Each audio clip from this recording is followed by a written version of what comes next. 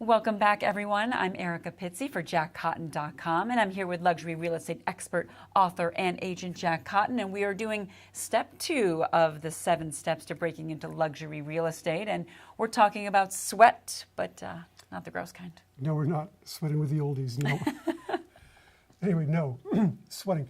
Everyone in business has heard of a SWOT analysis, S.W.E.T, strength, weaknesses, opportunities, and threats.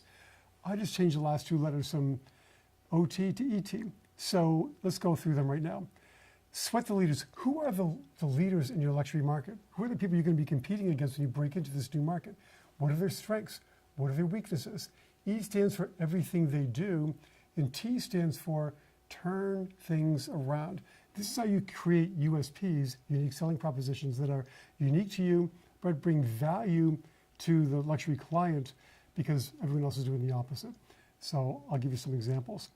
So when I went to agents across the country and had them do a SWOT analysis of the market leaders, a lot of them said the market leader was privileged. They had a sense of entitlement.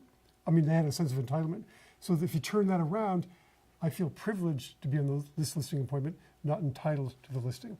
That's a big factor. And that's a huge USP. That's a huge difference in how you're conveying yourself. I was talking to an agent today in Atlanta, and he's out for a $1.9 million listing, and what the seller told him is that every single person I've talked to, except for you, feels like they're entitled to this listing when they show up, and they don't even want to show up until I'm ready to sign on the dotted line for a contract.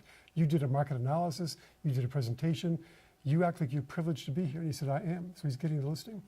So a lot of agents in some markets do email. So let's do direct mail with real paper.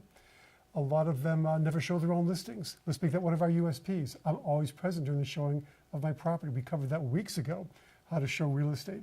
So a lot of these entitled agents just take a listing and they never show up at the house again, even when it's millions of dollars. So we turn that around. I'm always present for the showing of your house. So that's a turnaround. Some agents in the high end, they don't want to cooperate with other brokers, so they offer a really skinny co-fee. They don't want to pay you what you should be getting. They want to keep most of the commission for themselves, which is great, I guess, but it's not really in the best interest of their client. So having a strong co-fee is a great USP in many markets.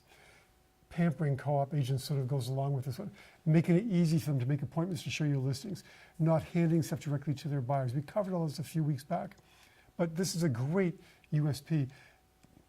Sellers don't know when you go to a listing presentation, they don't really think about how you cooperate with other agents. Most people don't cover that in a marketing presentation. So it's a great USP to talk about the Ritz-Carlton treatment you give other agents in your market. It's a great T for your USP. A lot of people in this market talk about staging. We talk about market preparation. We covered that also a few weeks back. But this is how you look at the people who are leading in the marketplace now, the people you want to compete against, you look at what they do, and you turn it around. Now, going back to what we discussed earlier, we don't compare them, we don't diss them. Luxury is beyond compare. But you talk about, this is what I do, and this is why I do it. Make sense? Makes so sense. That's how we create our own USPs, our own unique selling propositions. And the important thing is they have to bring value, they have to add value, not just be different for the sake of being different, but to really bring and add value to the client. Because in the end, you're trying to set yourself apart here. Exactly. You hit the nail on the head because, as a rule, real estate agents are becoming generic. And the only thing that separates them is the fees. The last thing you want to be in luxury real estate is generic. You've got to be different and better and add value.